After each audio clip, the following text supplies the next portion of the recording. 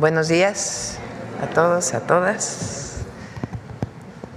El día de hoy nos acompaña el general Ricardo Trevilla, secretario de la Defensa Nacional, el ingeniero Jesús Antonio Esteban Medina, secretario de Infraestructura, Comunicaciones y Transportes, el maestro Andrés Layuz, que es el director de la Agencia Reguladora de Transporte Ferroviario, y el general Ricardo Vallejo, comandante del agrupamiento de ingenieros Felipe Ángeles.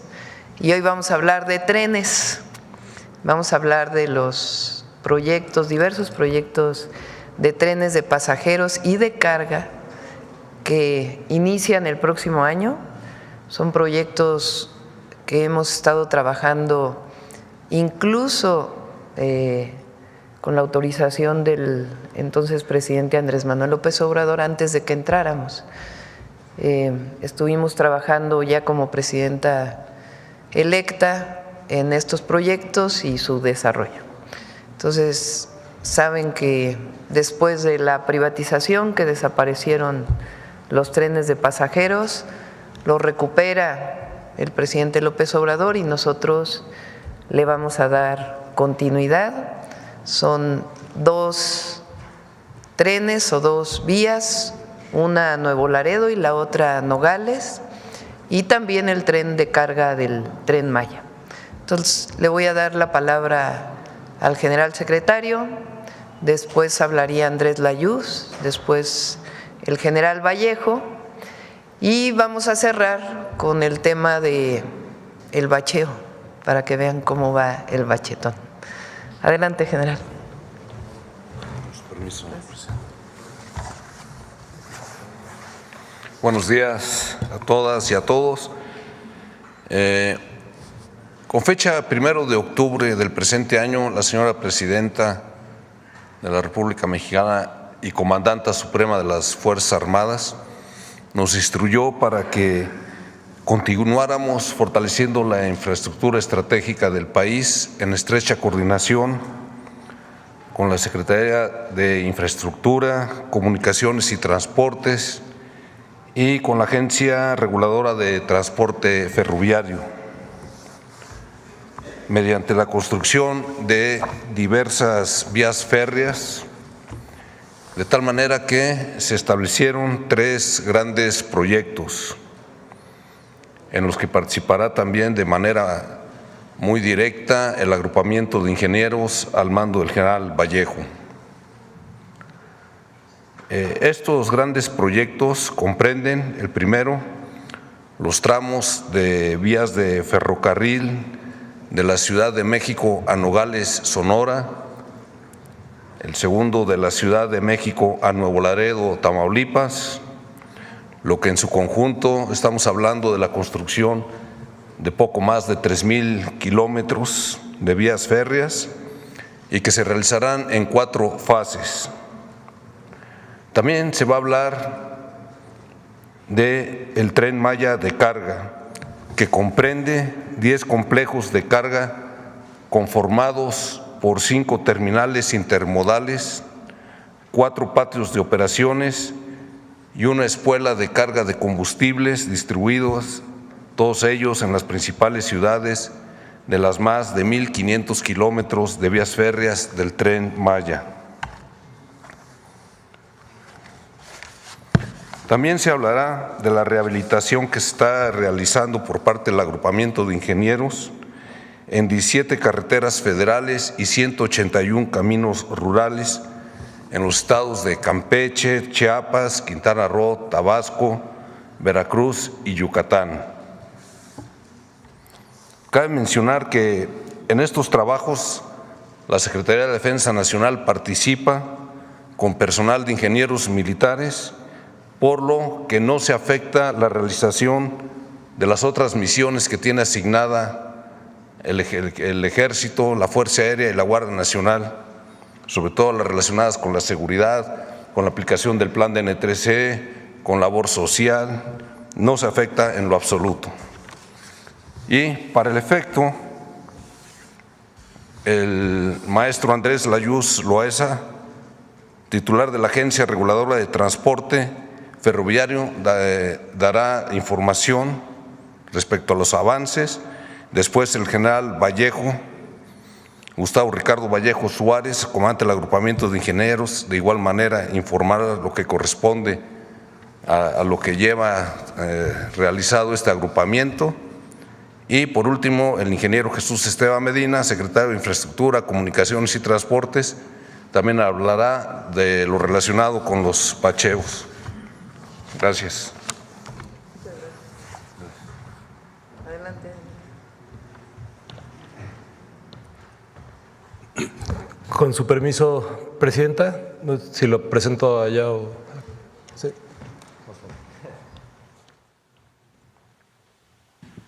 Muy buenos días a todas y todos.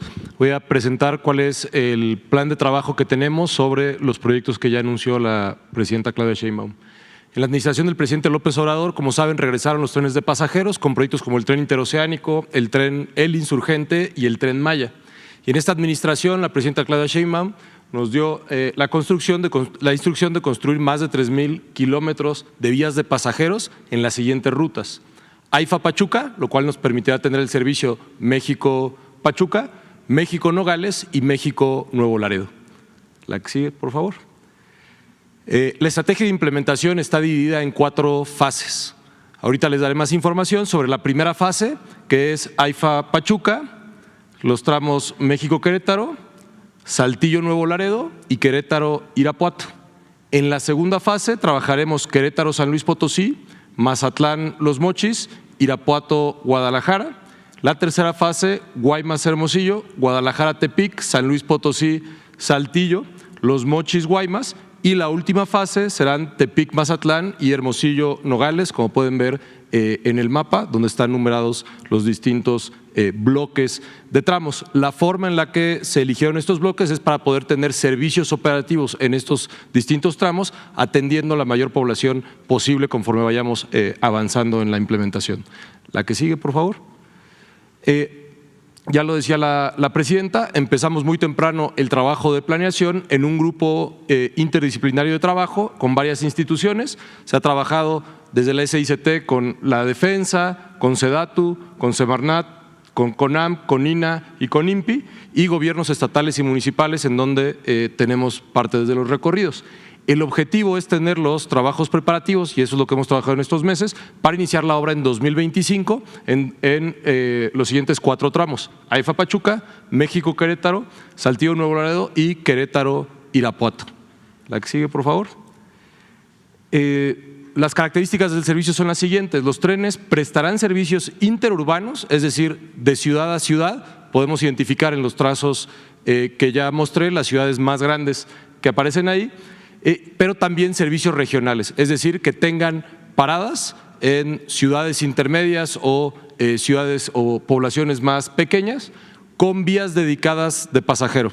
Es decir, vamos con trazos muy similares a los de carga porque ahí hay derecho de vía y eso es lo que se está aprovechando, pero son vías dedicadas para pasajeros con velocidades máximas de entre 160 y 200 kilómetros por hora, con lo que decía, estaciones principales y secundarias, dependiendo si es un servicio interurbano o es un servicio regional.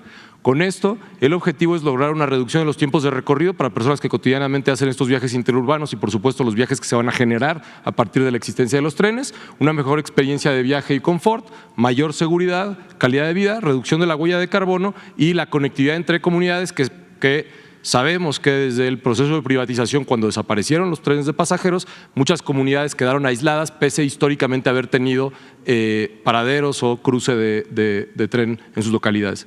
La que sigue, por favor.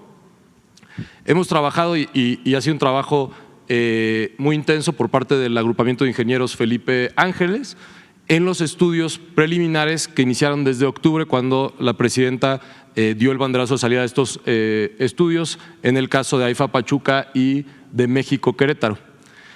El objetivo, empezando con estos estudios que ya inició la Defensa, es que el primer semestre de 2025 la Defensa inicie construcción a través del agrupamiento de ingenieros Felipe Ángeles en las obras de AIFA-Pachuca y de México-Querétaro.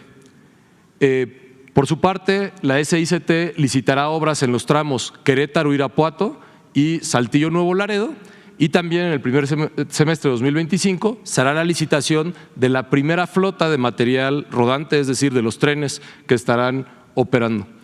Considerando el conjunto de proyectos de trenes que se estarán ejecutando el año que entra, que son los que ya mencioné, y adicionalmente el Tren Maya de carga que ya se mencionó, y también las vías que tienen que ver con el tren interoceánico, estamos hablando de un presupuesto global de 157,000 millones de pesos para el año 2025 para todos los proyectos de trenes. Muchas gracias, esto es lo que tenemos. Gracias.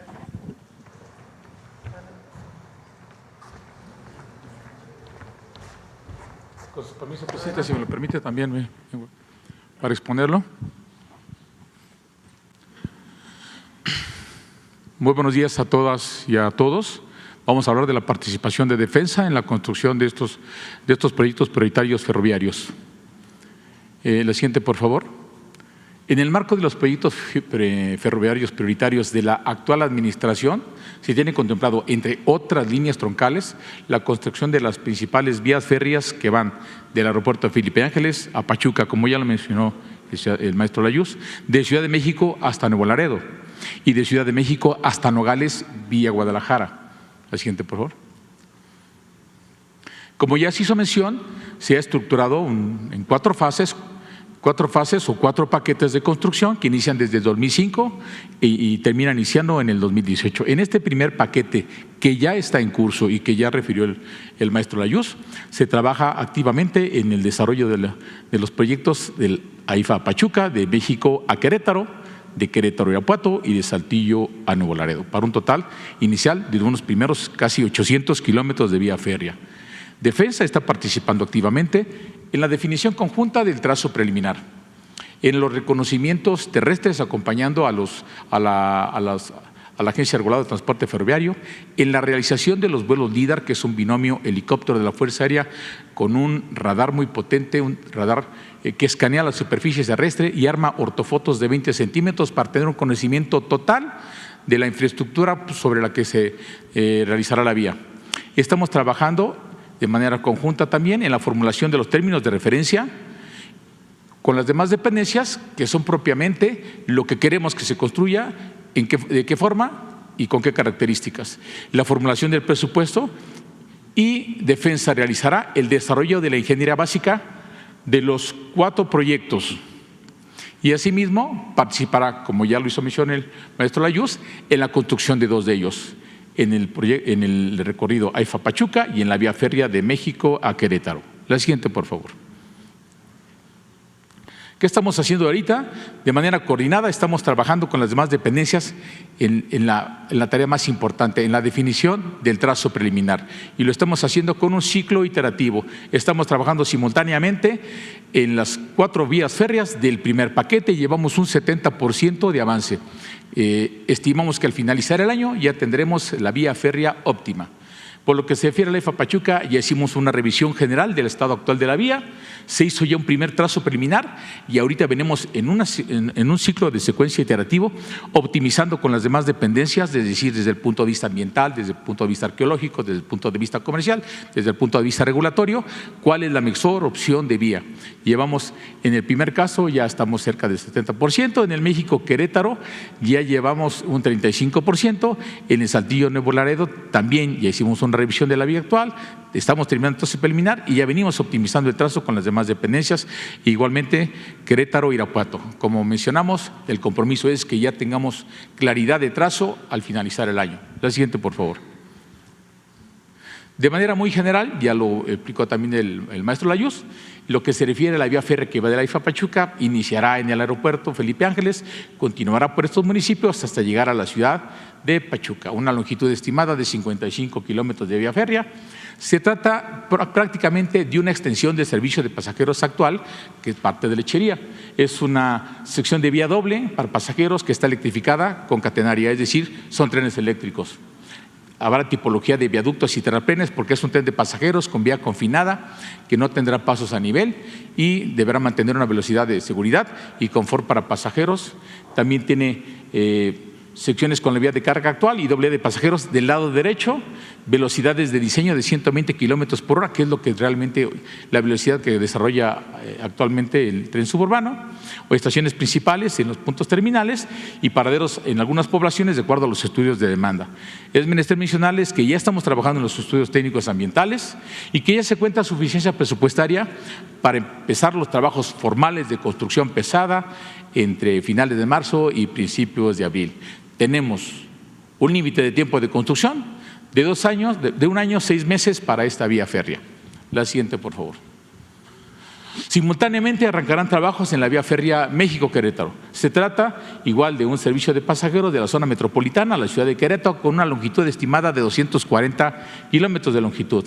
Vía doble donde los estudios de demanda nos lo indiquen. Priorizaremos una vía única con más laderos y más largos que permita agilizar los derechos de vía. Velocidades de 160 a 200 kilómetros, independientemente del material rodante. Mientras tengamos una vía que de mejor velocidad, se podrá escalar en el futuro en material rodante con mejores características sin necesidad de volver a modificar el trazo geométrico. Tendremos terraplenes, viaductos, túneles, puentes, etcétera. De igual manera, estamos trabajando en los estudios técnicos y ambientales, tenemos ya suficiencia presupuestaria y estaremos iniciando en marzo a abril. Y tenemos un plazo de ejecución de obra de 2 años, 6 meses para tener esta vía férrea terminada. Siguiente, por favor. En la vía férrea de Querétaro a Irapuato, igual correrá a través de los estados de Querétaro y Guanajuato, cruzando estas poblaciones. Estamos hablando de 184 kilómetros de vía férrea sin electrificar, con trenes híbridos, con velocidades de diseño entre 160 y 200 kilómetros por hora, y estaciones principales, como ya mencionamos, en Querétaro y Irapuato, y algunos paraderos en poblaciones secundarias. Aquí el orden de trabajo es que estamos trabajando con la agencia reguladora en la formulación de los términos de referencia de la ingeniería básica para su pronta licitación a empresas constructoras. La siguiente, por favor. Y la vía férrea de Saltillo a Nuevo Laredo conecta ambas poblaciones a través de varios municipios. Es una longitud de 342 kilómetros de vía. Estamos hablando entre vía doble y vía sencilla con laderos extendidos para sistemas de pasajeros sin electrificar para trenes híbridos. Igualmente, partirá de Monterrey a Nuevo Laredo, tocando poblaciones principales, donde habrá algunos paraderos, y también se trabaja en la documentación para su pronta licitación. La siguiente, por favor. En cuanto a la infraestructura de carga del Tren Maya, hoy tenemos un Tren Maya para pasajeros. La siguiente, por favor. La directiva presidencial, o más bien dentro de los 100 compromisos anunciados por la Presidenta de la República para el segundo piso de la Cuarta Transformación, se encuentra considerada el complemento del Tren Maya, la infraestructura de carga del Tren Maya para hacerlo comercialmente más competitivo. Como lo mencionó el alto mando del Ejército de Fuerza Aérea, se trata de 10 complejos de carga, 5 grandes terminales intermodales que tienen toda la infraestructura que está aquí, vías de recibo, de despacho, de clasificación, andenes, almacenes, patios de maniobra, talleres de locomotoras, etcétera. Establecidas estratégicamente a lo largo de los 1.553 kilómetros que conforman el actual circuito ferroviario del Tren Maya. Incluye además 4 patios de operaciones que son terminales de carga un poco más pequeñas, una espuela de descarga de combustible y libramientos y ramales en la zona que va de Pochilá, Mérida, hacia Progreso. Para ser más comercial el puerto, unirla con la industria local y con el sistema ferroviario. La siguiente, por favor. Vamos a empezar a construir el próximo año la primera etapa de esta infraestructura. Esta se está haciendo en coordinación con los requerimientos técnicos, operativos y comerciales de la empresa Tren Maya que opera esta concesión, y se consideró construir los complejos intermodales más grandes y más competitivos, de mayor rentabilidad comercial y de difícil ejecución. Empezaremos trabajando con la terminal de Palenque, Pochilá, Mérida, Progreso y Cancún. Asimismo, haremos un sistema de libramientos y ramales que son alrededor de 70 kilómetros de vía nueva y actualización de vía existente, que parte, como les mencionamos, desde Mérida hasta Progreso, conectando el puerto con el sistema ferroviario a través de la industria local establecida. Tenemos para este proyecto un estimado de 1 año y medio de trabajo. Ya también es menester hacerles saber que tenemos suficiencia presupuestaria para iniciar estos trabajos. La siguiente, por favor. Y estamos avanzados porque venimos desde el año pasado desarrollando esta ingeniería, hoy estamos muy avanzados en el proyecto ejecutivo. También simultáneamente el agrupamiento de ingenieros Felipe Ángeles se encuentra trabajando en el programa de mantenimiento de las carreteras en el sureste del país. Estamos coadyuvando en la rehabilitación de las carreteras que fueron afectadas en la construcción de la infraestructura del Tren Maya en los estados de Campeche, Chiapas, Quintana Roo, Tabasco y Veracruz, para un total de 1,325 kilómetros en una primera etapa. Actualmente estamos, como lo mencionamos, trabajando en 17 tramos de carreteras federales libres de peaje y 181 caminos compromiso. El camino compromiso es un camino de segundo o tercer orden donde el gobierno de la República comprometió para obtener derechos de vía, reparar algunos caminos de las poblaciones para mejorarles sus condiciones de vida y su área comercial. Estamos en 9 frentes de construcción, simultáneamente, todos con recursos, con maquinaria y equipo militar y civil, construyendo ya en 6 estados de la República. La siguiente, por favor. Esta es la radiografía de lo que estamos haciendo. Estamos en Veracruz, Campeche, Yucatán, Tabasco, Chiapas y Quintana Roo como una primera fase con diversos avances. Acabamos de empezar a tener recursos, vamos tomando fuerza, llevamos un 15% en las carreteras federales y un 8% en caminos rurales. Sin embargo, terminaremos en mayo del 2025 con toda esta infraestructura, como lo mencionamos, 897 kilómetros federales de carreteras federales y 427 kilómetros de caminos rurales y alimentadores. La siguiente, por favor. ¿Qué estamos haciendo? Los alcances que coordinamos con la Secretaría de Infraestructura, Comunicaciones y Transportes es un trabajo más completo que el simple mantenimiento correctivo. Trabajos de limpieza, de deshierve y despalme de todo el derecho de vía de la Vía General de Comunicación, desasolvar las obras de drenaje, un programa urgente de bacheo superficial aislado. Es decir, cuando el frente de construcción va avanzando, adelante para evitar accidentes, estamos mandando cuadrillas para hacer un bacheo rápido, emergente, para mantener a nivel la superficie de rodamiento y evitar más accidentes en los vehículos que transitan estas carreteras. Y posteriormente venimos ya con el programa de obra general, el bacheo profundo, la sustitución de las losas de concreto en carreteras de concreto hidráulico, el tendido de carpeta asfáltica de diversos espesores de acuerdo al tráfico establecido, dando mantenimiento a las obras de drenaje transversal y longitudinal y sustituyendo y mejorando todo lo que es la infraestructura de señalización horizontal y vertical. Aquí Defensa ratifica el compromiso de que estamos trabajando 24/7 para restaurar a la brevedad posible todos los caminos afectados para la seguridad de la población y mejorar la actividad turística y comercial de la región. Al siguiente, por favor.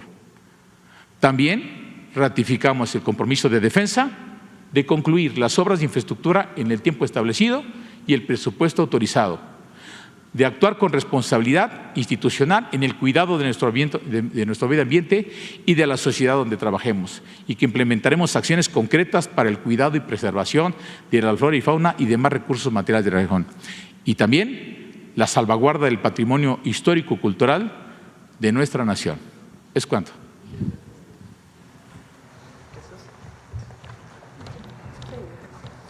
Con su permiso, señora presidenta, buenos días a todas y a todos. A continuación, vamos a informar los avances a través de un video del programa Bachetón. Como recordarán, es la atención al total de la red federal libre de peaje, que son más de 43,000 kilómetros. De estos, al día de hoy ya se llevan intervenidos más de 2,000 en este mes en el que arrancó. Ya hay presencia en todos los estados. Hay 123 frentes de trabajo, más de 700 trabajadores, cerca de 1,000 equipos. Al día de hoy se han atendido 2,000 kilómetros cerca de 2,000 kilómetros de la red vial. Y esta es la primera etapa, que es el bacheo, que es lo que van a ver. En diciembre inician las repavimentaciones, que son más de 600 kilómetros de la red federal. Y a continuación vamos a ver el video.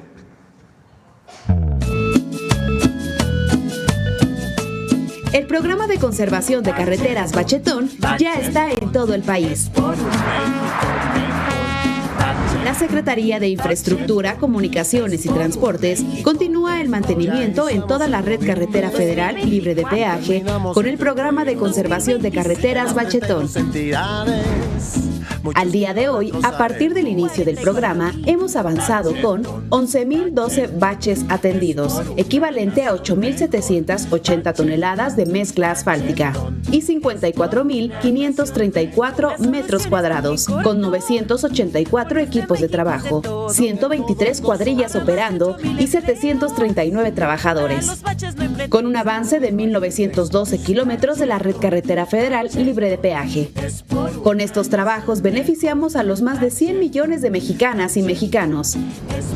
En el camino al segundo piso de la Cuarta Transformación, construimos, mantenemos y mejoramos las vías que comunican a México.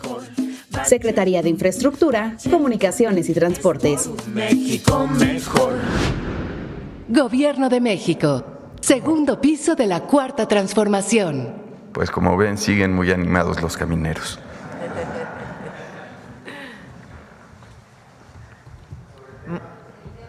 Sobre el tema, a ver. ¿Aquí adelante sobre el tema? ¿Sí o no? Vamos sobre el tema. A ver ahí sobre el tema.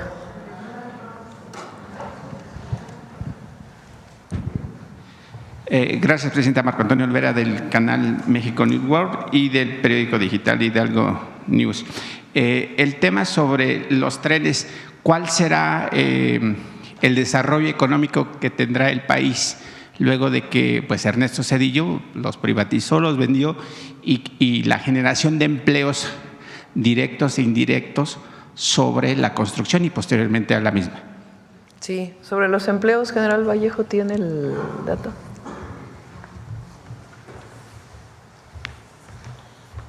Sí, para cada tramo estamos estimando un número estimado de empleos generados. Para el primer tramo, que es AIFA Pachuca, estamos estimando alrededor de 10.500 empleos directos, 22.000 empleos directos para nuestro tramo que corresponde de Ciudad de México a Querétaro.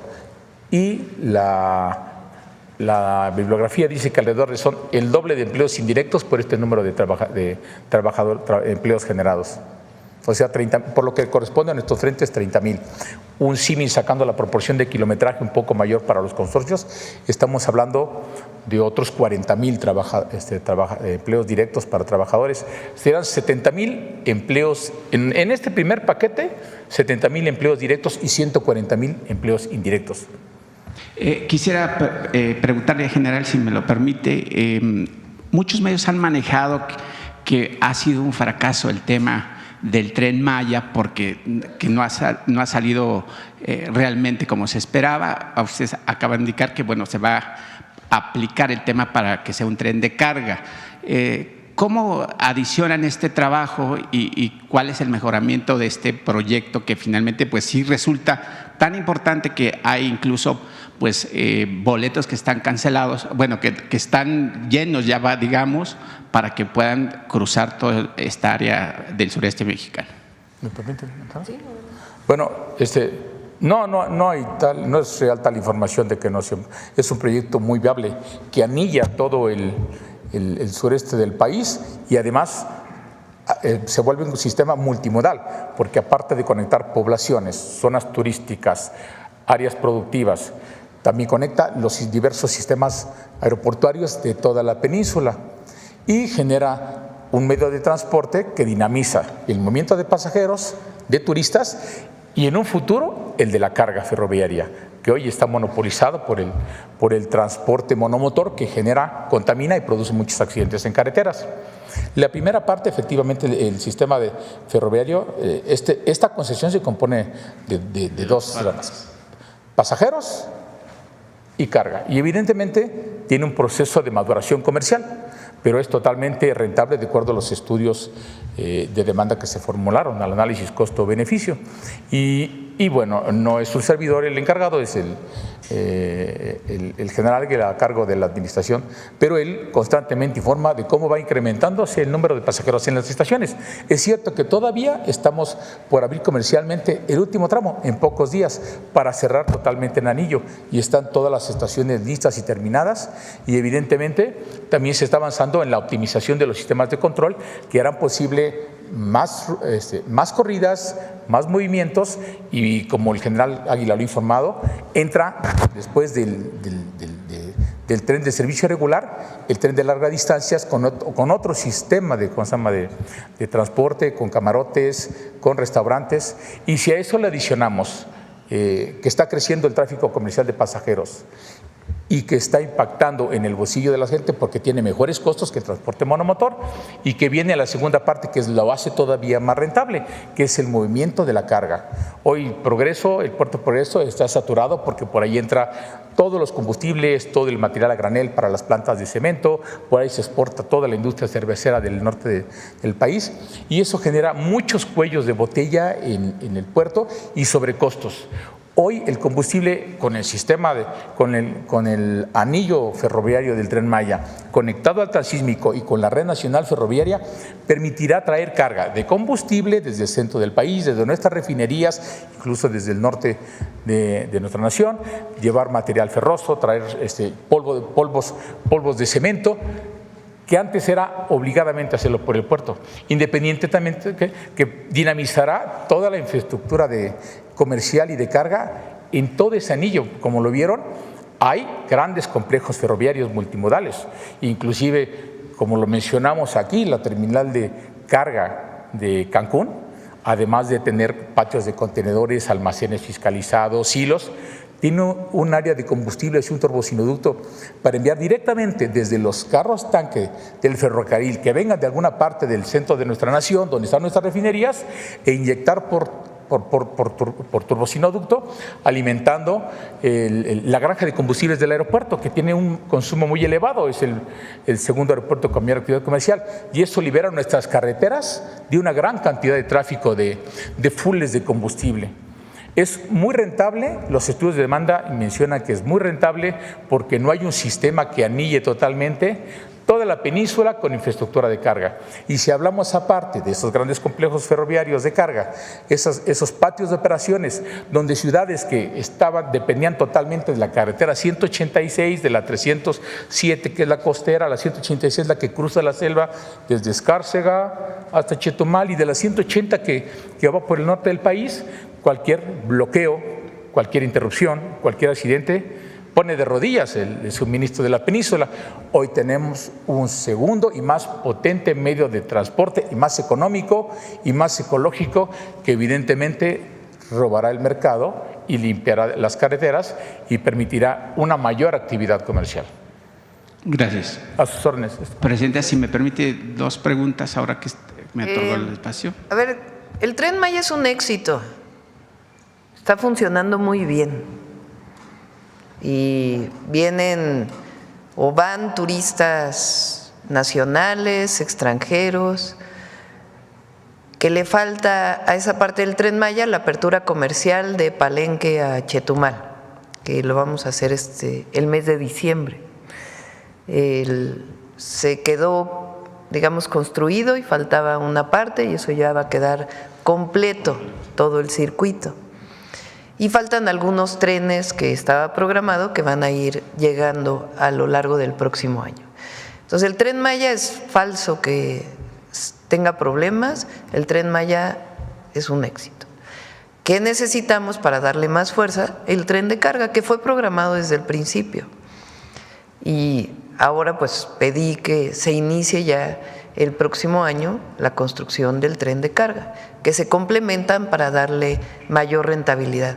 Están todos los hoteles para permitir pues que cualquier turista nacional o extranjero pase más de una semana o una semana en el sureste, utilice el tren, se quede en un hotel, vaya a visitar un sitio arqueológico y tenga un potencial enorme turístico y de desarrollo el sureste.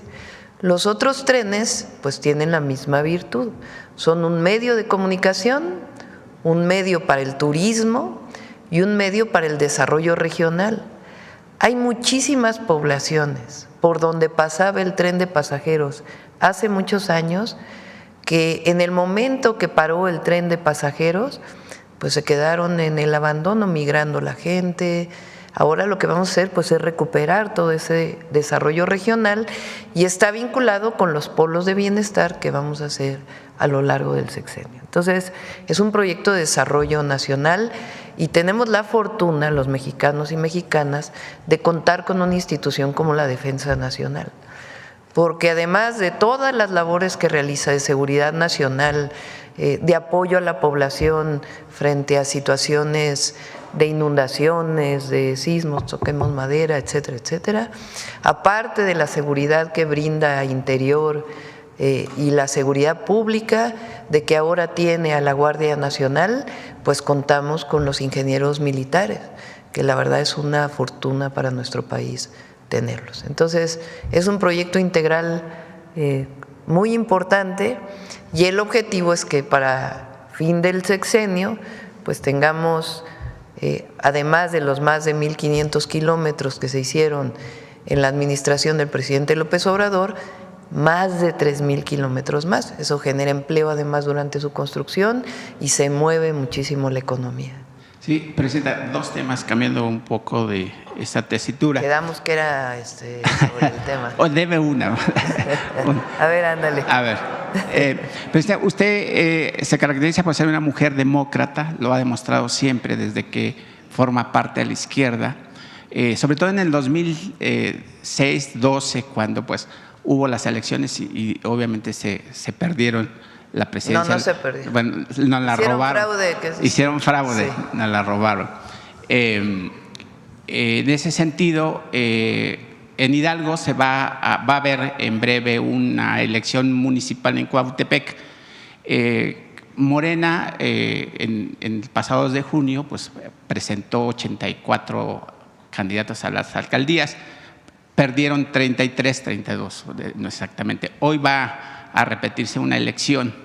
¿Qué opinión le merece que haya una elección extraordinaria en un municipio de un estado que conforma 84 alcaldías? Usted que ha sido una mujer demócrata. Pues supongo que fue una decisión del tribunal, ¿no? Del Tribunal Electoral, y pues nada más que se desarrolle adecuadamente, democráticamente, con mucha participación.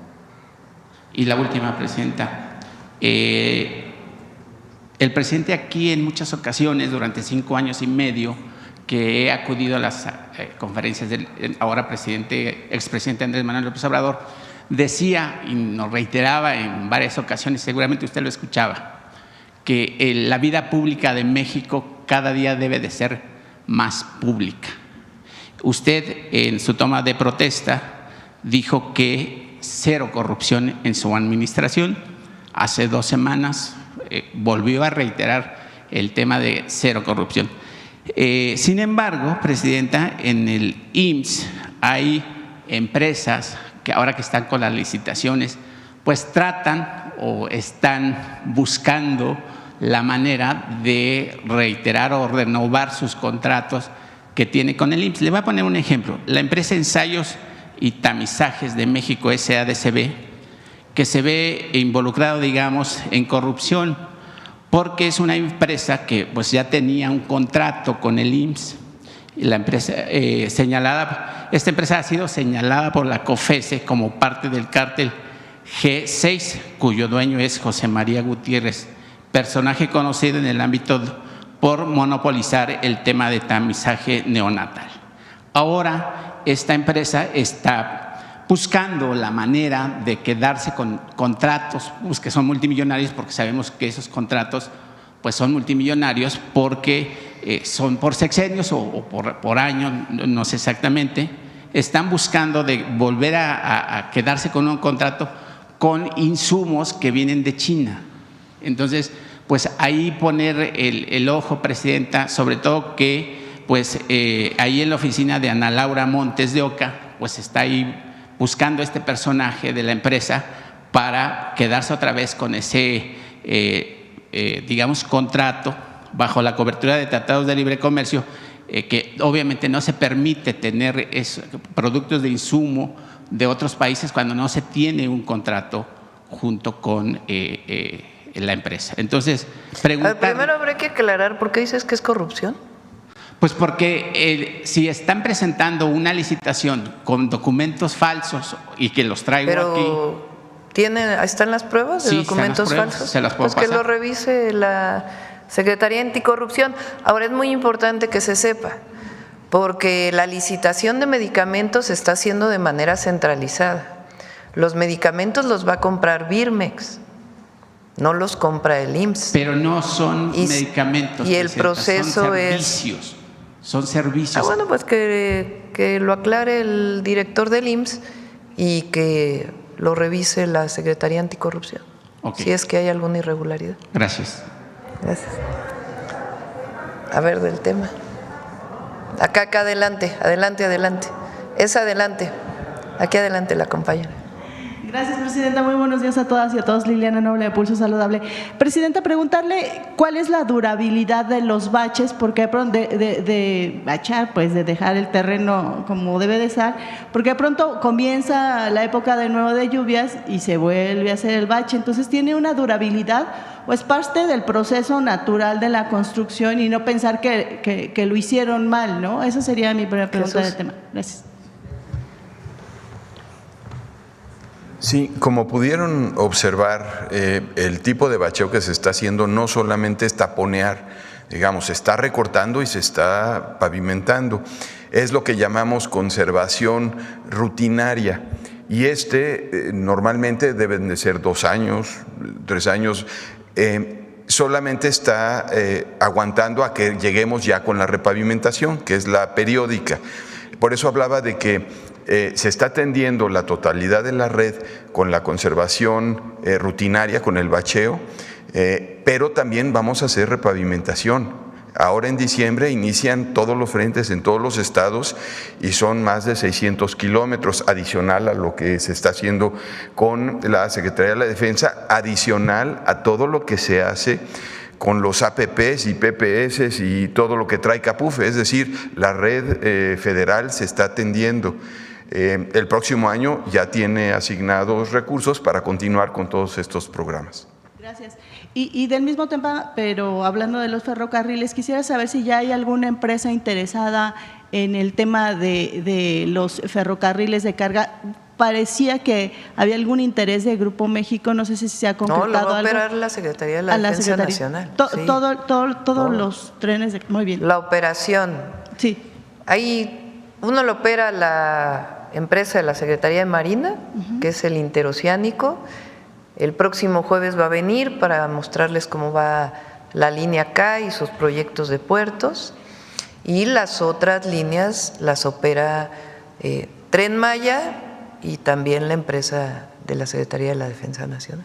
Gracias, Presidenta. Y aparte está la concesión de los trenes de carga que existe desde la época de Zedillo, que por cierto está poniendo en orden Andrés. Muy bien. Gracias, Presidenta. Y en otro tema, preguntarle acerca del fenómeno migratorio. Entiendo que México le toca a veces un poco más complejo por ser un país de paso, ¿no? La gente no busca a México por el sueño americano.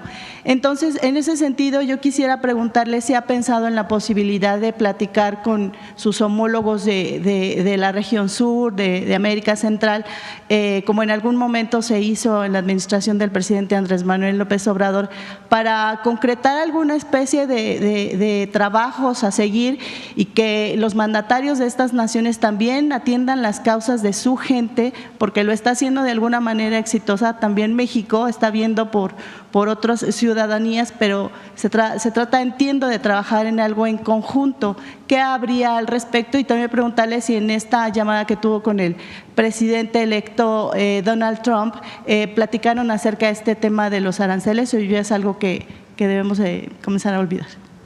Sí, a ver, primero voy a contestar lo de la llamada. Lo que le planteé al presidente Trump Es la estrategia de migración que viene desde hace meses, que se fortaleció desde particularmente enero del 2024 frente a un incremento de la migración que hubo. Tiene que ver con esto que mencionas, estar trabajando con otros países, particularmente con los apoyos que da el Gobierno de México a través de Amexid, particularmente a Honduras, a El Salvador y a Guatemala, en 2 programas principales, Sembrando Vida y Jóvenes Construyendo el Futuro, que no solo lo vamos a mantener el próximo año, sino lo vamos a ampliar un poco. Además, una estrategia integral en donde los permisos de las personas o aquellos permisos que se obtienen por parte de Estados Unidos ya no tienen que llegar hasta la Ciudad de México, sino que se pueden entregar en el sur de nuestro país. Una estrategia de la Secretaría del Trabajo para ofrecer empleos si se quieren quedar en México, atención en albergues por parte de la Secretaría de Bienestar y en algunos casos donde quieren regresar a sus países, pues darles todo el apoyo para que puedan regresar a sus países de origen. Además de otros planteamientos que se hicieron, como por ejemplo que se acaben los bloqueos a Cuba y a Venezuela, porque eso lo que hace es que sufran los pueblos y que se dé un fenómeno como la migración. Es un programa integral y la colaboración entre los distintos países que de alguna manera salen las personas de ahí para poder llegar a nuestro país y que su objetivo pues es llegar a punto. ¿Por qué? Y le dije pues 2 temas. Uno, las familias mexicanas nos cuidamos entre nosotros, somos muy unidos en nuestras familias y nos protegemos. Pero además le platiqué que el presidente López Obrador hizo una campaña masiva de comunicación en las escuelas y en los medios de comunicación y le dije, la campaña se llama El fentanilo mata. Se interesó muchísimo, incluso me comentó cómo antes o cómo el consumo de cigarrillos ha bajado muchísimo en los jóvenes por campañas, por programas que se han hecho. Me pidió que le enviáramos lo que se hizo en la administración pasada, cosa que el mismo día de ayer se lo envió el canciller a su equipo y se interesó mucho en esto. Hablamos también del tema de seguridad, me preguntó que cómo podemos colaborar y le dije que en el marco de nuestras soberanías hay muchos esquemas de colaboración y que nuestros equipos pueden entrar en contacto. Hasta ahí fue la conversación y habrá muchas otras conversaciones de manera directa o ya con los equipos de trabajo, en donde, si ustedes ven, pues él plantea justamente que el tema de la migración en la frontera sur de ellos, norte nuestra, y el tema del fentanilo, pues son 2 temas que le preocupan y ese era el argumento, digamos, para poner los aranceles. Entonces, no hablamos particularmente del tema de los aranceles, sino del tema que él planteó como los asuntos de interés y que si no, pues iba a poner aranceles. Ya no se planteó de esa manera. Fue una conversación muy amable entre ambos. Coincidimos en que va a haber buena relación y que pues habrá momento para podernos encontrar. Esa fue la conversación el día de ayer. Y por otro lado, estamos pues fortaleciendo la estrategia de seguridad, que ustedes la conocen. Por supuesto, en su momento pues vamos a hablar de las armas que vienen de Estados Unidos a México, de qué ocurre en Estados Unidos con aquellos delincuentes que venden estos productos de manera ilegal y también pues de la colaboración conjunta que siempre debe de haber en el marco de nuestras soberanías, tanto de Estados Unidos como de México. Entonces fue una muy buena conversación y nosotros estamos trabajando, hoy lo vimos en el gabinete, en lo que es el polo de desarrollo del sur del país, particularmente la frontera México-Guatemala, que es algo fundamental y que es lo más humanitario que puede haber para que tanto las y los chiapanecos puedan tener mayor bienestar, como para que personas que llegan buscando empleo, porque finalmente la mejor manera de atender la migración es atender las causas, puedan tener también una oportunidad. Entonces, esta es la orientación que tenemos en el gobierno y yo creo que fue una buena conversación y que vamos a seguir pues con las conversaciones. Gracias, presidenta. Y finalmente, en este tema del plan hídrico, ¿han contemplado la posibilidad de hacer, reutilizar o captar el agua pluvial? No sé si es algo que se contempla, si valga la pena. Tengo entendido que México es una de las ciudades en donde más milímetros cúbicos de agua de lluvia caen y literalmente se desperdician. No sé si han pensado en un plan, en una estrategia en edificios públicos, no sé, y en estos nuevos departamentos que se van a construir, ¿estarían pensando en hacerlos, como le llaman de esta manera, inteligentes, con paneles solares o con captadores de agua pluvial, o ponerlos en los edificios? Entiendo que no en todas las construcciones es posible, pero no sé si en algunos edificios públicos se pudiera hacer. Gracias. Se están planteando proyectos de presas en distintos lugares del país, que finalmente pues es la captación durante la época de lluvia de agua para permitir que en la época de secas pueda haber agua. Hay otros proyectos de reciclamiento que se están planteando particularmente en la zona metropolitana del Valle de México y también proyectos específicos en algunos lugares, como lo hicimos en la ciudad, particularmente en las escuelas de captación de agua de lluvia. Gracias. Sobre el tema, a ver aquí.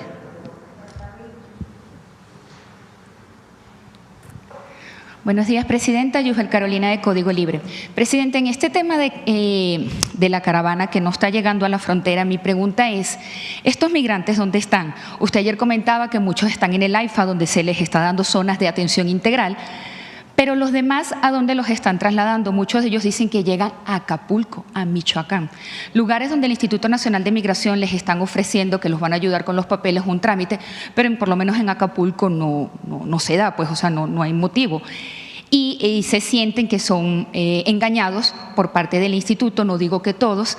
¿Dónde se encuentran entonces parte de estas migrantes de la caravana que no están llegando? En el AIFA lo que hay es cuando llegan aviones de repatriación al AIFA, que no solamente son mexicanos, sino también de otras nacionalidades, se les ofrece una multitud de servicios que permitan pues orientarlos.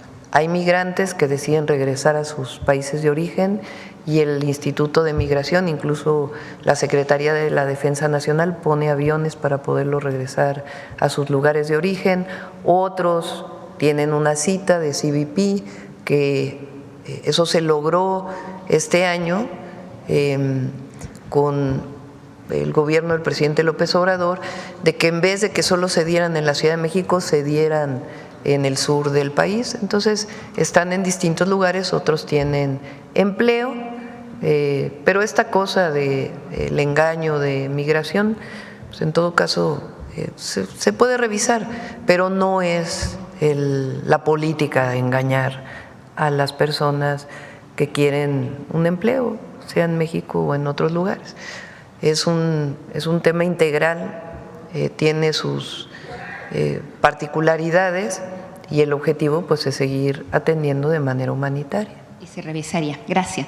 En otro tema, presidenta, en semanas atrás se dio a conocer que la anterior administración indicó a la Comisión de Derechos Humanos indemnizar con 42 millones de pesos al periodista José Gutiérrez Vivó. ¿Sabe qué concepto fue? ¿Algún pendiente de indemnización con él y bajo qué concepto? ¿Cree usted que sus trabajadores también llevarían a esto en el gobierno federal? ¿Cuál fue el concepto de estos 42 millones? Pues le pido aquí a Paulina que atienda, que te dé la información. ¿Sí? Presidenta, por último, en Sinaloa, para controlar la seguridad, donde ha pasado un secuestro de un policía estatal, el secretario de Seguridad Pública de Mazatlán murió el fin de semana, así como los cuerpos de 5 hombres a las afueras de una universidad autónoma y ayer una grúa y varios vehículos incendiados. ¿Qué se sabe de esta seguridad? ¿Qué le han dicho de todo lo que ha pasado en Sinaloa? Sí, Se está trabajando en estrategias estatales, no solamente la estrategia general, sino en el gabinete estamos trabajando una estrategia particular para Guanajuato porque tiene su problemática, otra para Guerrero y en particular Acapulco que tienen su problemática particular y una particularmente para Sinaloa. Está ahí la Defensa Nacional y está colaborando con las autoridades estatales. Y el martes que tenemos el informe de seguridad les pueden platicar más todo el gabinete de seguridad cuál es la estrategia particular para Sinaloa. A ver acá.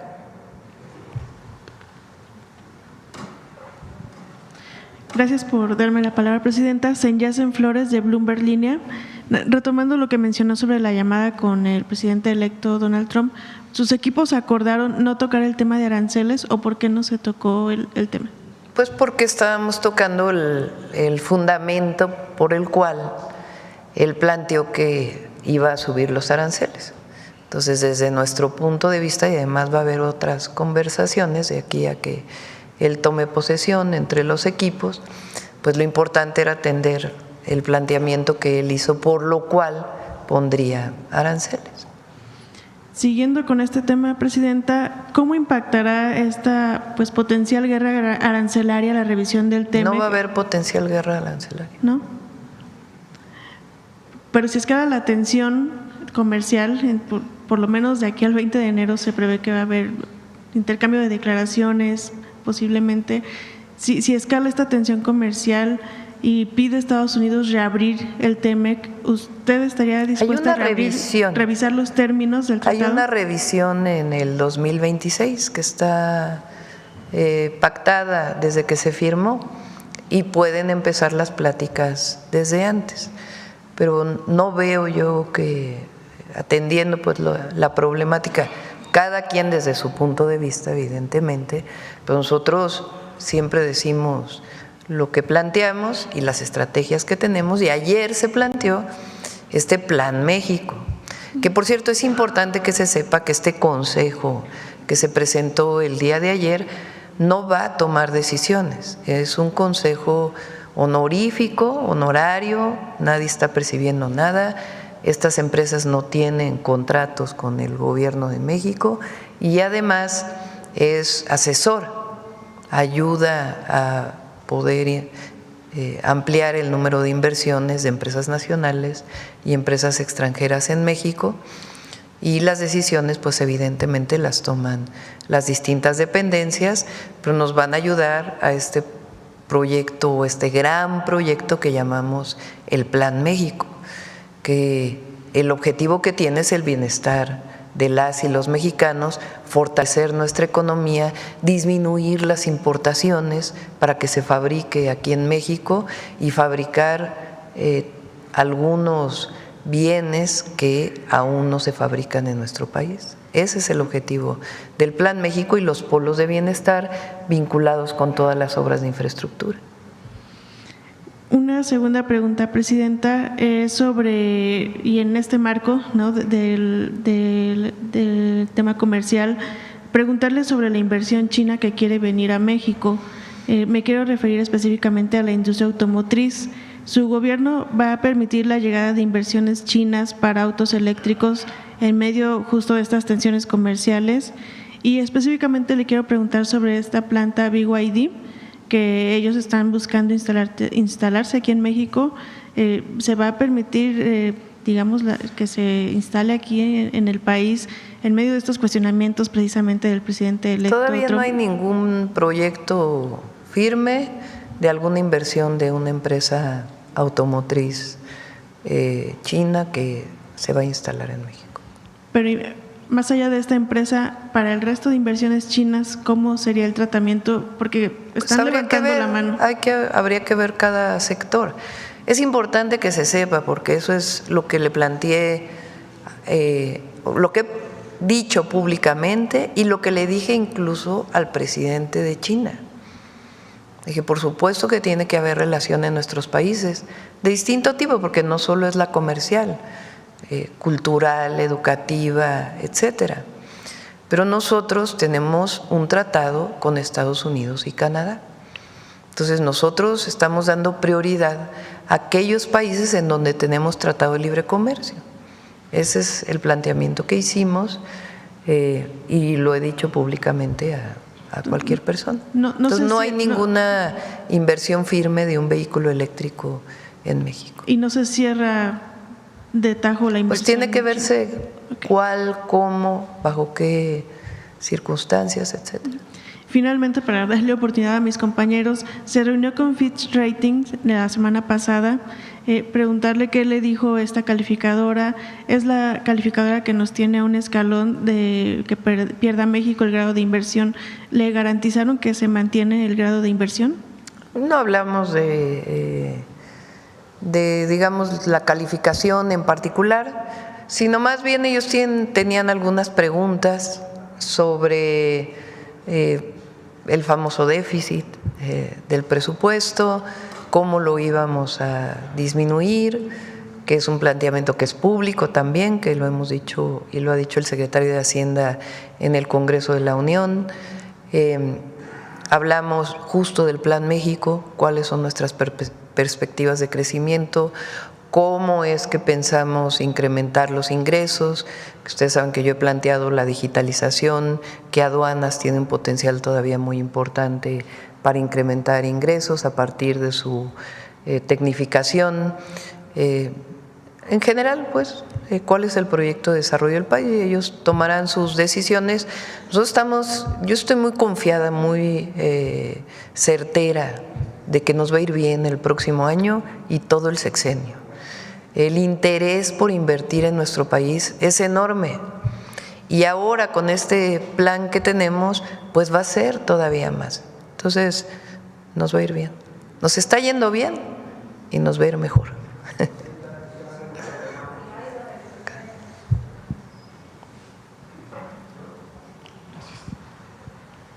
Buenos días, Presidenta. Jesús Pérez Gaona, de Revolución 3.0. Tal parece que lo comercial pasa por la seguridad y la semana pasada el ex asesor empresarial del presidente López Obrador, Poncho Romo, salió de donde estaba y dio una conferencia para recordarle unos consejos que le dieron a algunos funcionarios trumpistas, Robert Lighthizer, David Malpass, Wilbur Ross, en una reunión que tuvo en la Casa Blanca y que se la transmite a usted. Entre esas varios consejos dijo "Don't play with China" y según ellos, para ellos el tratado comercial no solo es un asunto de negocios, sino de seguridad nacional. Le digo esto por el mensaje que mandó usted ayer de tender puentes en lugar de levantar muros o cerrar fronteras, mientras aparecen versiones, hoy apareció una de la Rolling Stone, de un supuesto plan de una invasión suave que están planeando Donald Trump para México con agentes encubiertos, toda una película, y le quería preguntar su opinión al respecto. Pues ya lo dijiste, es toda una película. ¿Cuál es su base? Yo en lo que me sustento pues es en la conversación dos conversaciones que he tenido con el presidente Trump y ya en su momento pues la comunicación que haya con su equipo de trabajo y en el momento que entre. Nosotros vamos a defender siempre nuestra soberanía. México es un país libre, independiente, soberano y eso está por encima de todo. Ahora tenemos un tratado comercial con Estados Unidos que le ha dado muchos beneficios a México.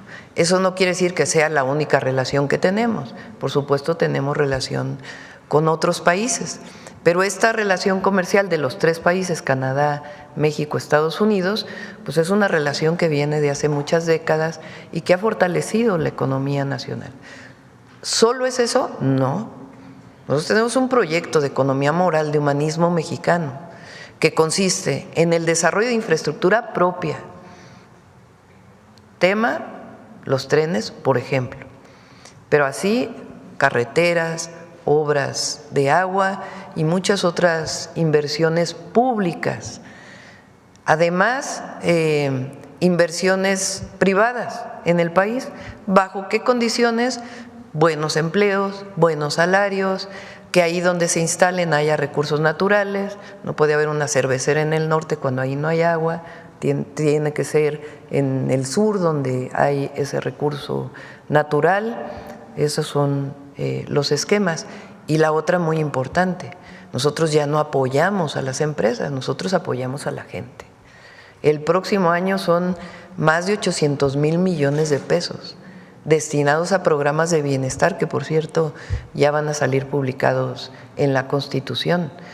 Y eso ya se demostró que por el bien de todos, primero los pobres, no solo es justicia, no solo es bienestar, no solo es una visión humanista que tenemos, sino que además da resultados para el fortalecimiento de la economía de nuestro país, porque regar la economía desde abajo muestra que la economía se fortalece y además permite bienestar. Regarla desde arriba, como era todo el periodo neoliberal, pues solo se queda arriba, nunca llega abajo. Entonces, ese es nuestro plan, y además este plan de inversiones que va a dar muchos resultados. En el tratado, pues evidentemente queremos que continúe el tratado. Es un tratado que tiene muchos años por delante, que tiene su propia revisión en el 2026 y que vamos a seguir impulsando, porque finalmente en estos polos que se han venido generando, pues evidentemente a Estados Unidos, a Canadá y a México nos conviene mantenernos juntos. Volviendo al planeta Tierra, pero siguiendo hablando de seguridad, ayer se aprobó en el Senado la ampliación del catálogo de delitos que ameritan prisión preventiva, y aprovechando solo este tema, además de su opinión al respecto, que ya ha recibido varias críticas, la oposición se ha trincherado en una posición de calificar estas medidas como una forma de estructurar una dictadura. De hecho, cuando usted estaba en Brasil, aquí se dieron toda la vida para hacer hasta videos hablando de que se necesitaba una intervención de Estados Unidos y Canadá para defender la seguridad de la democracia. Por ahí un líder partidista dijo que no se puede prometer paz mientras se permite la impunidad. Y pues todo este caldo me lleva a preguntarle cómo se siente estar al frente de una dictadura comunista, presidenta. A ver, primero, son muy conservadores, y conservadurismo es sinónimo de hipocresía. Es como lo de Cuadri, que por cierto es una foto que se tomó la tomé de las redes sociales. Critica por un lado los programas sociales y después va y pide su pensión. Es lo mismo. Ellos que actuaban con García Luna, preso hoy en Estados Unidos, como jefe de apoyo a un cártel, y ahora se rasgan las vestiduras por los derechos humanos. Ellos que reprimieron, ahora hablan de los derechos humanos. Entonces hay mucha hipocresía. La misma hipocresía, porque ellos lo saben, cuando hablan de que ahora somos un régimen autoritario, pues que no pueden hablar ellos libremente, que no pueden marchar libremente, que no los medios de comunicación pueden hablar en contra de la presidenta libremente. No, estamos fortaleciendo la democracia. La democracia llega ahora al Poder Judicial. El pueblo va a decidir quiénes van a ser los jueces, las juezas, magistrados, magistradas, ministros y ministras. Eso no lo tiene ningún país del mundo. Y eso habla de una democracia. Ahora, cada vez son más chiquitos, la verdad.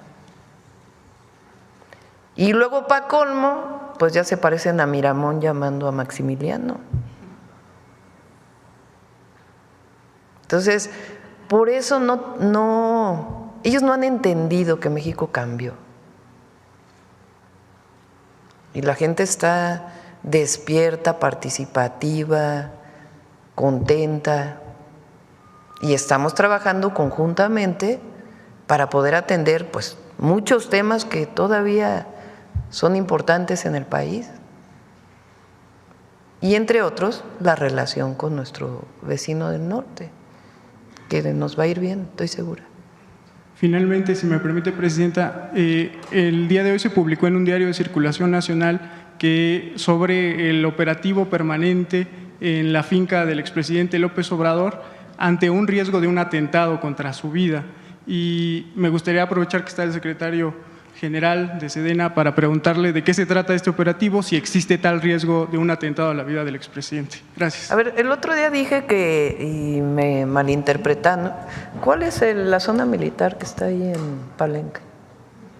Ahí está un grupo de infantería, ahí está. Pero es parte de su trabajo. Ya desde antes estaba, o sea, tiene años ahí.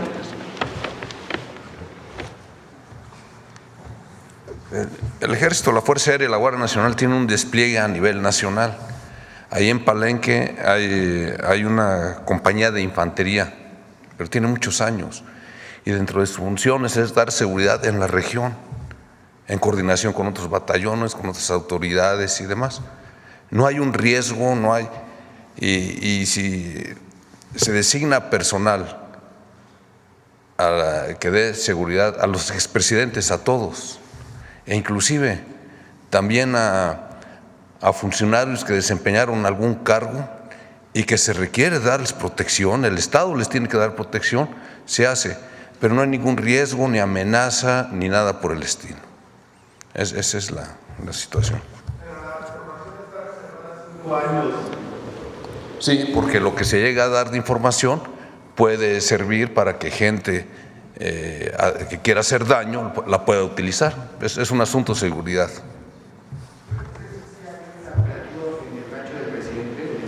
A ver, lo que hay, como bien dice el general, porque el otro día dije, hay un cuartel ahí, pero no es que se haya construido un cuartel para el presidente López Obrador, sino como bien dice, pues es un destacamento que existe desde hace muchos años en Palenque. Cuida a toda la población y también al presidente Andrés Manuel López Obrador, y tiene un apoyo menor como tiene cualquier otro expresidente que pues revisa que haya seguridad en el lugar en donde vive. Pero no hay nada de este escándalo que quieren armar con este tema. Sí. Trenes, a ver allá. Ahorita vamos, Reina. Aguántame un segundo. Buenos días, Presidenta. Buenos días. Arturo Pavón de El Chapucero y Efecto Colateral. Preguntarle si ha habido algún obstáculo para poder llegar en el ferrocarril hasta Mexicali cuando pues hay un derecho de vía y precisamente también llegaba el tren de pasajeros allá. Pues ya le tocará al siguiente presidente o presidenta. Sí, está. Bueno, esa era una. La otra, las máquinas que se van a utilizar, ¿serán compradas en el extranjero? Va a haber una licitación pública abierta, internacional. Hay tres principales, no solo, empresas que pueden proveer. Una es Alstom, que está en Tren Maya, que fue quien obtuvo ese contrato. La otra es la española, ¿cómo se llama? CAF, que está en el Insurgente. Y la otra es Siemens, que es una empresa alemana, ¿no?, de origen, y que tiene prácticamente todos los trenes en Estados Unidos. Entonces, se va a hacer una licitación internacional. Y por otro lado, ya nada más para terminar, ¿cuál es su sentimiento después de que los empresarios y empresarias que vinieron ayer son conocidos en su ámbito, en sus áreas, pero ayer dieron la cara a todo México a través de la conferencia? ¿Cuál es su sentimiento de haber sentido este respaldo que le dieron ayer? Gracias. Pues, a ver, la presidenta tiene que trabajar con todos y con todas. Y particularmente para este consejo que estamos planteando, que nos ayude a tener comunicación y asesoría para la construcción de los polos de bienestar, el desarrollo particularmente industrial. Fíjense, durante un tiempo, no recuerdo qué servidor, no, porque no eran servidores públicos, qué funcionario, dijo que la mejor política industrial era no tener política industrial. Y nosotros es todo lo contrario. ASPE. No, nosotros tenemos política industrial. Queremos una nueva reindustrialización del país. México es la 12ª economía del mundo. ¿Y qué queremos? Pues que en México se fabrique lo que es inventiva de los mexicanos y también bienes hoy se importan principalmente de China y de otros países asiáticos que podemos fabricar aquí. Hay cadenas productivas por el periodo de la globalización. Si se acuerdan, la globalización era compra donde esté más barato. Esa era la base de la globalización. Entonces, si antes se construía un coche completo en un lugar, pues eso generaron distintos esquemas de producción en algunos lugares y después el vehículo se arma. En México, por ejemplo, se arman vehículos, pero no todo se fabrica en México, vienen de distintos lugares del mundo. Por eso era esta idea de que como hay que comprar donde es más barato, entonces no había política industrial. ¿Qué ocurrió con eso? México se fue desindustrializando en muchas materias. Se privatizaron, por ejemplo, los fertilizantes y después dejaron de fabricarse fertilizantes y se importa prácticamente todos los fertilizantes, hasta la administración del presidente López Obrador, que comenzó de nuevo la producción de fertilizantes a través de Pemex y también a través de empresas privadas. Entonces nosotros tenemos una política de industrialización del país bien planeada a partir de polos de desarrollo regional.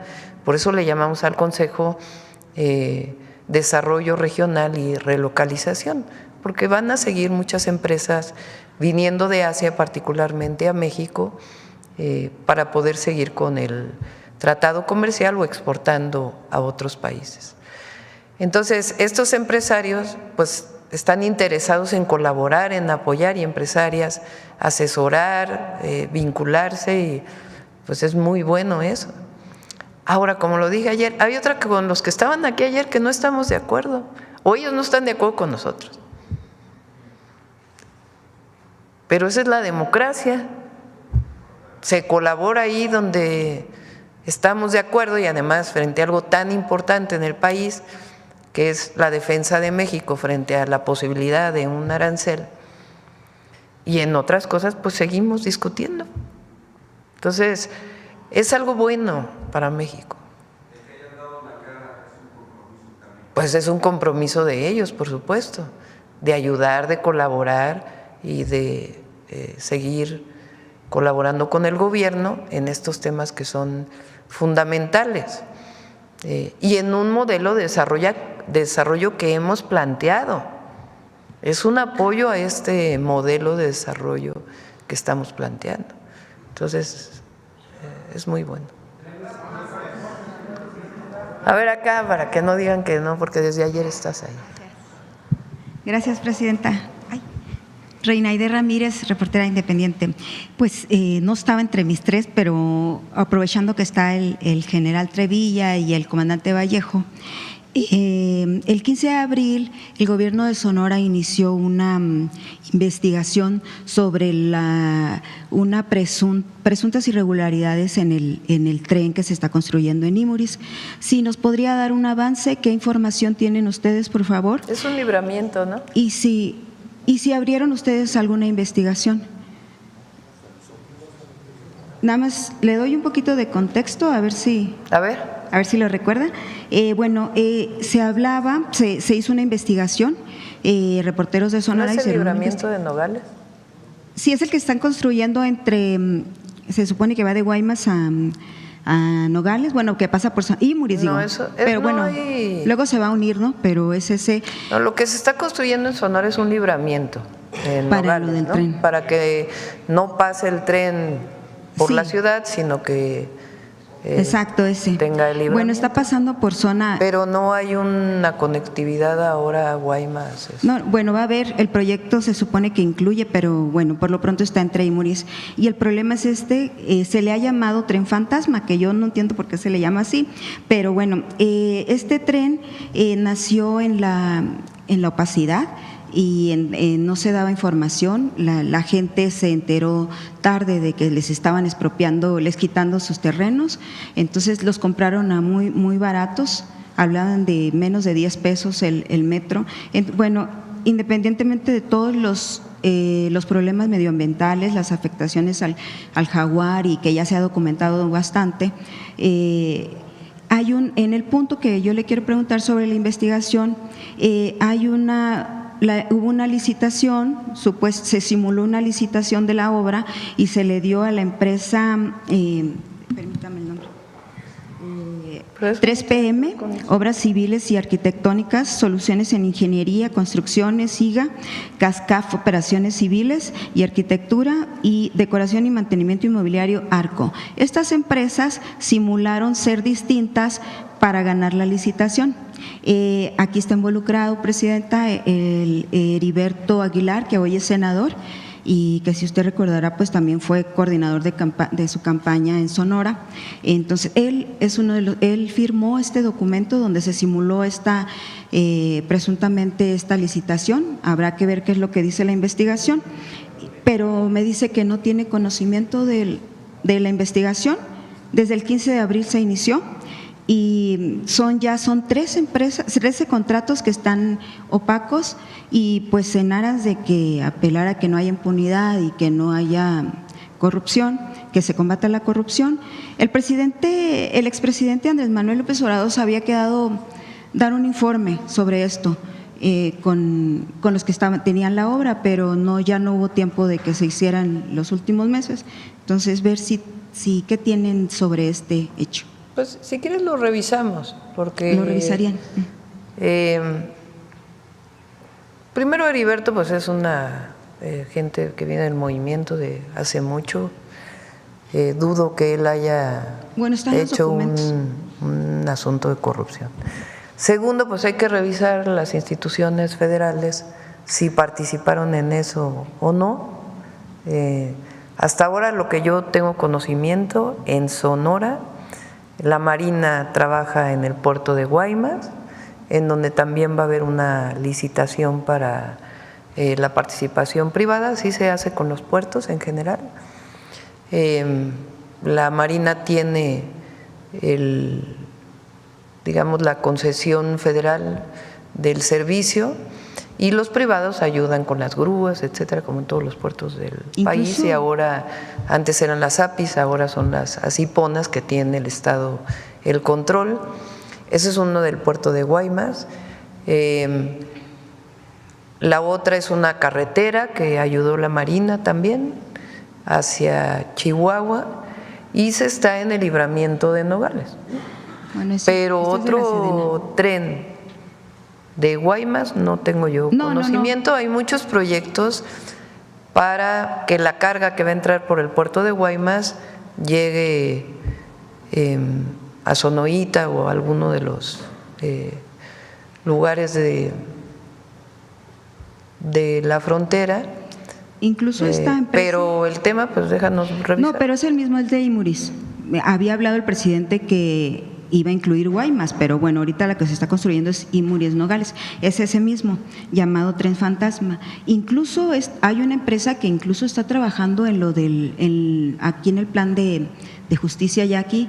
O sea, son una serie de empresas que… Pero hay que revisarlo antes de ¿Usted lo revisaría? Sí, bueno, vamos a revisar y damos la información. Hay documentos, se los puedo pasar. Bueno, sí. Está el documento, el reportaje de investigación que duró varios meses, incluso hubo persecución de la Guardia Nacional a estos reporteros. No, eso no es cierto. Jesús Ibarra, y se publicó en el… No hay persecuciones de la Guardia Nacional a ningún reportero. No fue en su sexenio, fue en el… No importa.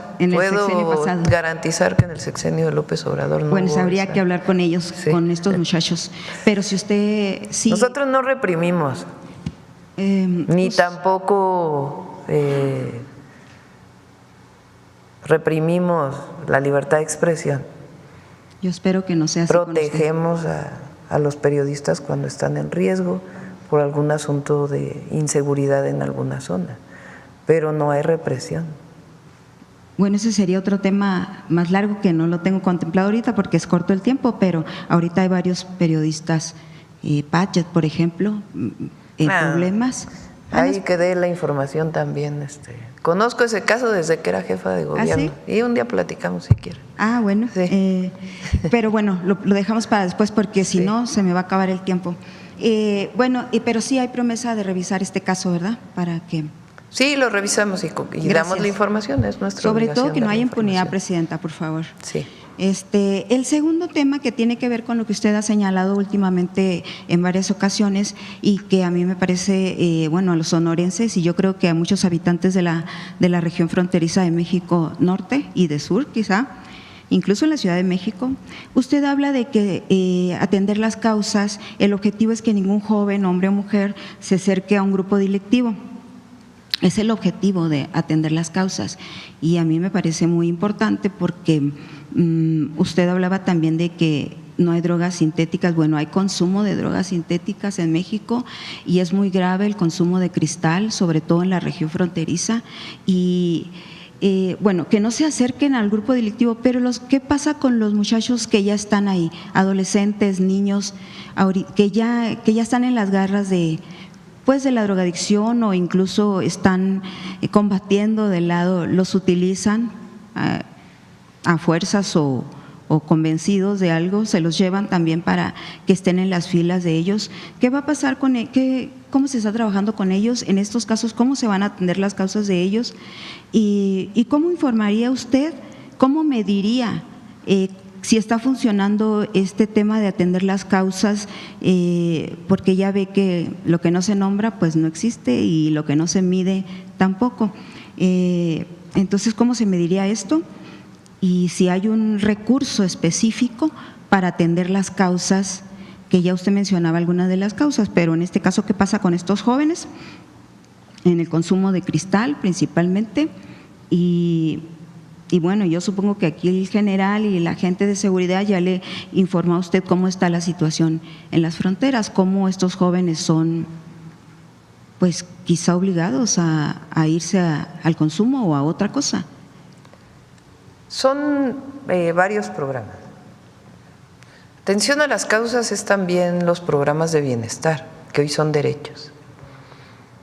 Y a eso se destina, como dije, más de 800,000 millones de pesos. Además, ya están trabajando en este nuevo modelo en distintos lugares del país.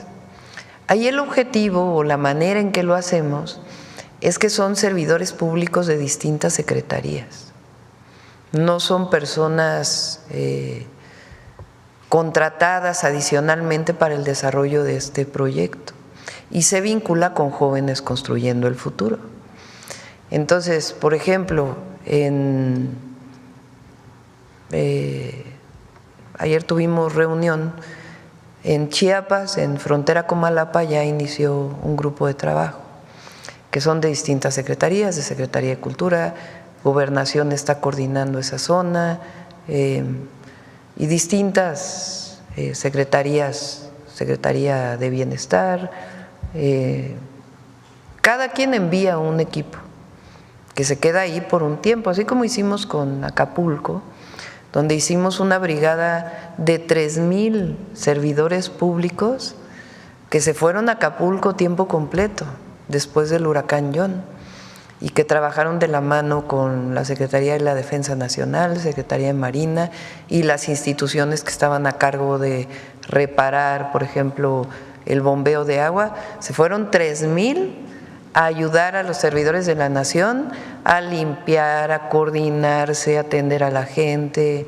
Así igual son los programas de atención a las causas y permanecen ahí, vienen a la ciudad si están aquí a realizar su tarea y una vez, por lo menos una semana al año, están en otro lugar. Entonces, ese es parte del trabajo de atención a las causas.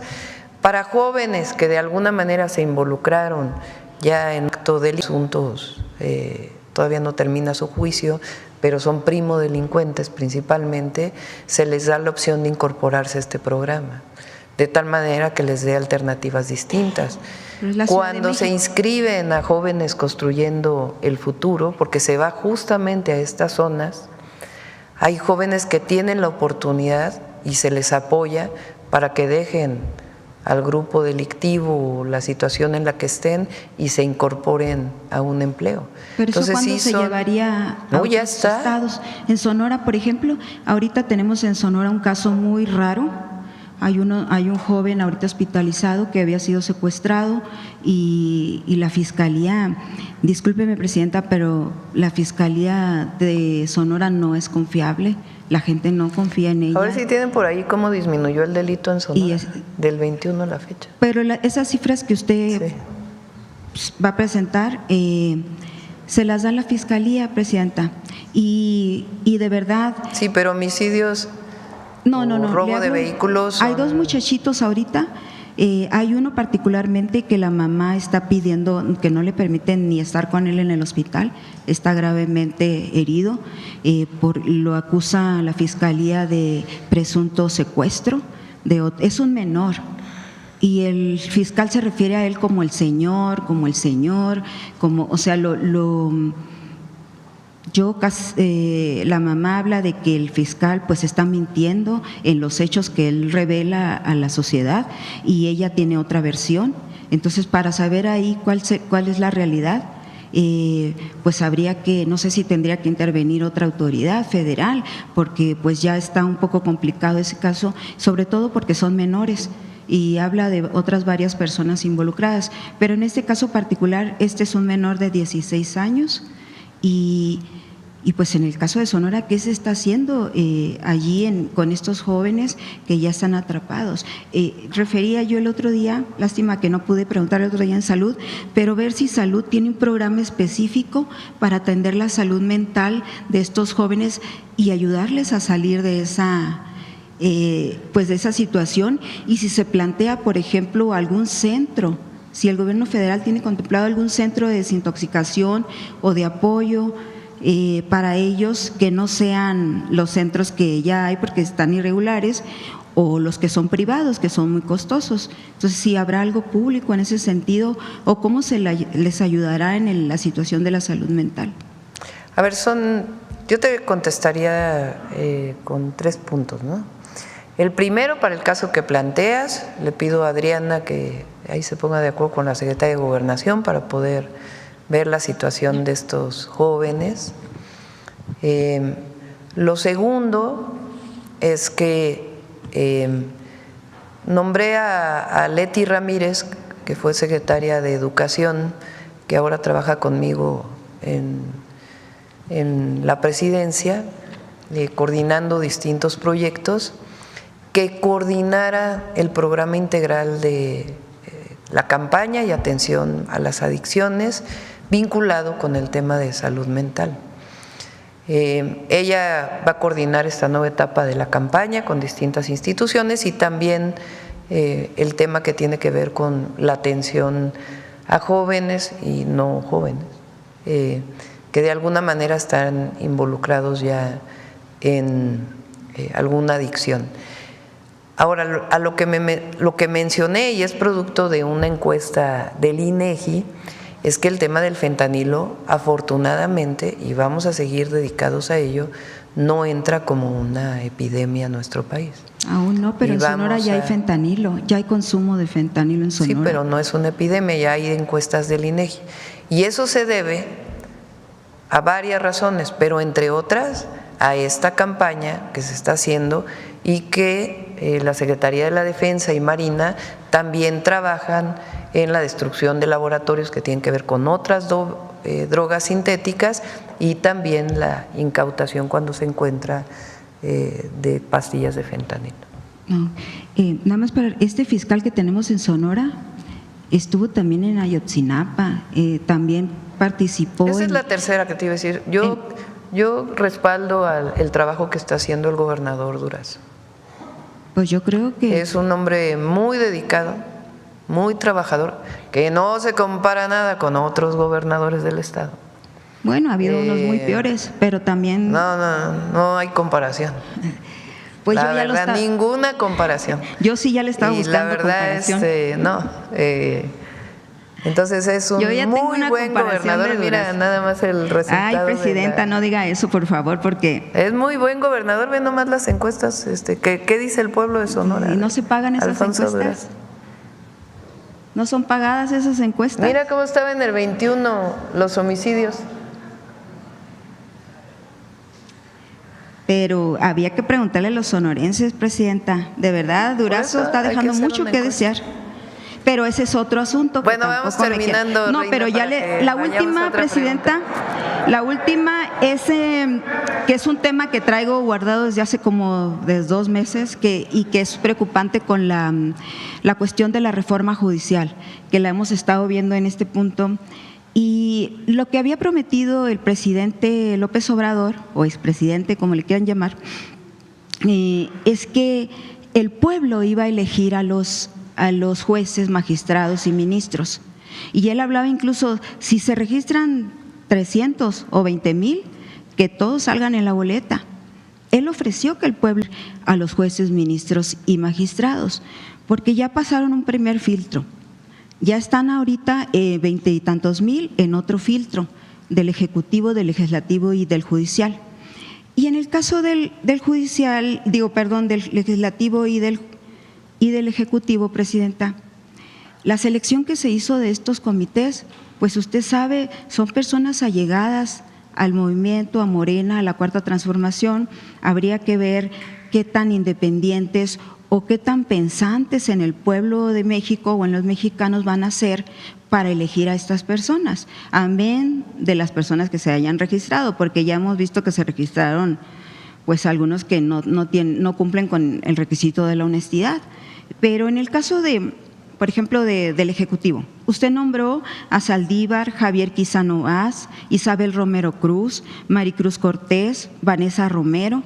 Son personas allegadas y no tendría nada de malo si estuviéramos en los tiempos del PRI, no sería distinto, no lo veríamos pues si tienen que ser allegados porque es el PRI, porque es el PAN. Pero estamos en tiempos… Ya son 9:12. Y déjeme mencionarle a los del Legislativo, porque esos son muy importantes, presidenta. Andrés Norberto García, Maday Merino Damián, sí, los conozco, Maribel. pues, son públicos. ¿Conoce usted a Ana Patricia Briceño Torres? No, personalmente no, pero sí conozco sus nombres. Bueno, es una persona muy allegada a Sergio Gutiérrez Luna. A ver, para que no haya dudas. No, pero permítame decirle de Ana Patricia Briceño. Ya son 9:13. Para contestar a esto, muy rápido. A ver, la Constitución establece el procedimiento. No es un invento de la presidenta, no estamos siguiendo tal cual lo que fue aprobado en la reforma constitucional. ¿En qué consiste?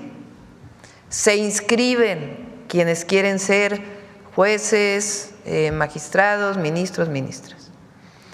Una vez que se inscriben, se hace una primera revisión para que cumplan con los requisitos. Los requisitos vienen en la Constitución. ¿Qué requisitos son?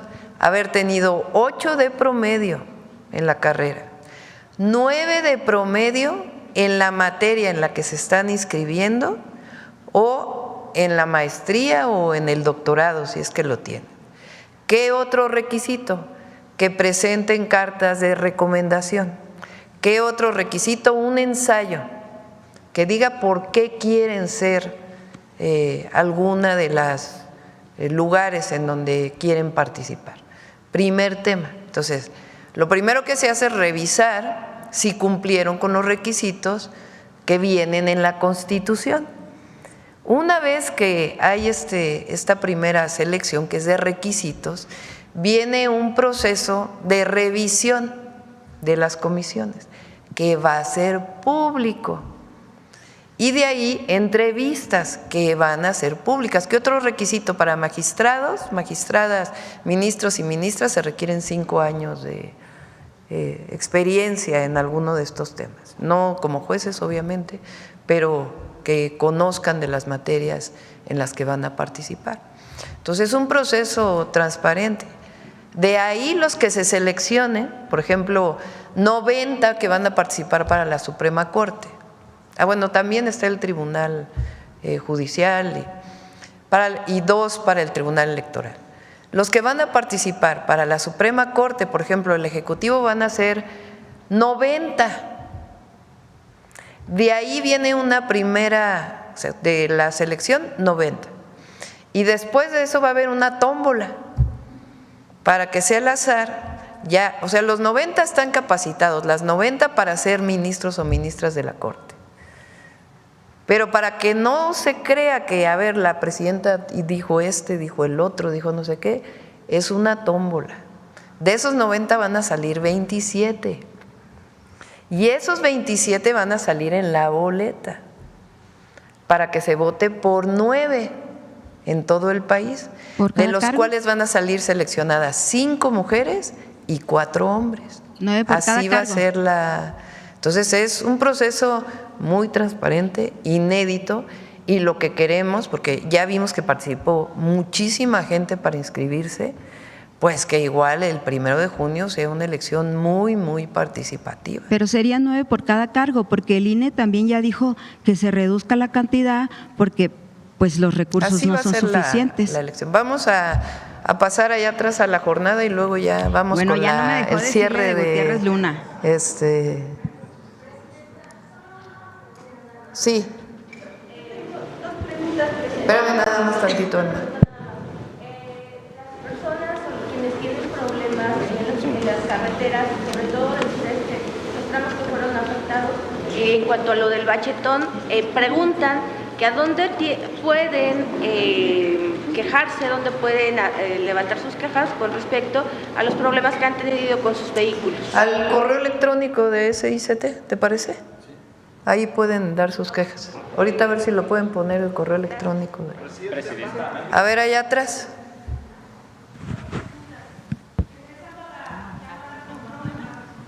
Gracias. Alma Muñoz de La Jornada. Regresando a la llamada con Trump, ayer hubo discrepancias entre lo que se trató en torno a lo del muro. Quisiera saber qué fue lo que ocurrió, qué es lo que realmente se planteó, porque pareciera que aquí alguien está diciendo algo que no. A ver, cada quien tiene su manera de comunicar, pero yo les puedo asegurar, les doy la certeza de que nunca, además seríamos incapaces, planteamos que íbamos a cerrar la frontera en el norte o en el sur de Estados Unidos. Nunca ha sido nuestro planteamiento y por supuesto que no estamos de acuerdo con eso. Entonces, el presidente Trump pues tiene su forma de comunicar, pero lo que hablamos en la llamada esencialmente es esta estrategia y le planteé esta caravana de la que usted habla en su publicación, pues no va a llegar a la frontera norte, porque México tiene una estrategia. Entonces así fue la conversación. Y en el otro tema quisiera plantearle, ahí traemos una nota en la jornada justamente sobre que pararon el pago a proveedores de Pemex. ¿Qué información tiene si esto está ocurriendo realmente y si habrá? Sí, hay una deuda ahí a proveedores y se está haciendo una revisión que es normal, no por ninguna otra cosa, pero es normal cuando se deja una administración y entra otra, una revisión, y se van a definir distintos mecanismos para el pago de los proveedores. ¿Nos podría decir a cuánto asciende esa deuda? Si quieren, cuando venga Pemex también podemos platicarlo y los mecanismos que se van a utilizar. Vamos con el cierre del día de hoy. Nos toca, hoy es jueves, ¿no? Jueves, Mujeres en la Historia, con Noemí, subsecretaria de Educación Básica.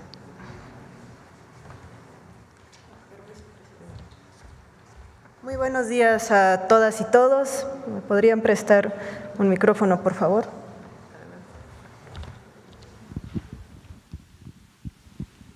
Yo creo que la fotografía que vamos a ver en un momento es una de las fotografías más icónicas de la Revolución Mexicana. Creo que la hemos visto en constantes ocasiones y además esta fotografía se tomó aquí, en el Palacio Nacional, en diciembre de 1914. Si yo les preguntara a ustedes a quiénes ven, pues creo que nuestra mirada inmediatamente se dirige a los revolucionarios del pueblo. Tenemos ¿a quién? ¿A Villa ya? Muy bien. ¿A quién más? ¿A quién más vemos? A Fierro, muy bien. Otilio Montaño. Vemos algunos rostros de niños, ¿no? ¿Qué hacen estos niños ahí? Esto va a ser muy interesante, pero creo que lo podríamos dejar para otra sección. Pero lo que me gusta de este ejercicio y esta fotografía creo que nos ayuda mucho a explicar lo que hemos dicho a lo largo de esta sección, que es el tema de las mujeres. Exactamente, hay el rostro de una mujer. ¿Quién es ella? Tenemos una mujer, nada más veamos la importancia, justo con los revolucionarios, con los caudillos. Está en primera fila. ¿Quién es ella? Dolores Jiménez y Muro, y les invito a conocer la historia de esta revolucionaria. Dolores Jiménez y Muro fue una escritora, periodista e ideóloga, coautora de proyectos políticos revolucionarios que fueron más allá de la lucha antirreelección.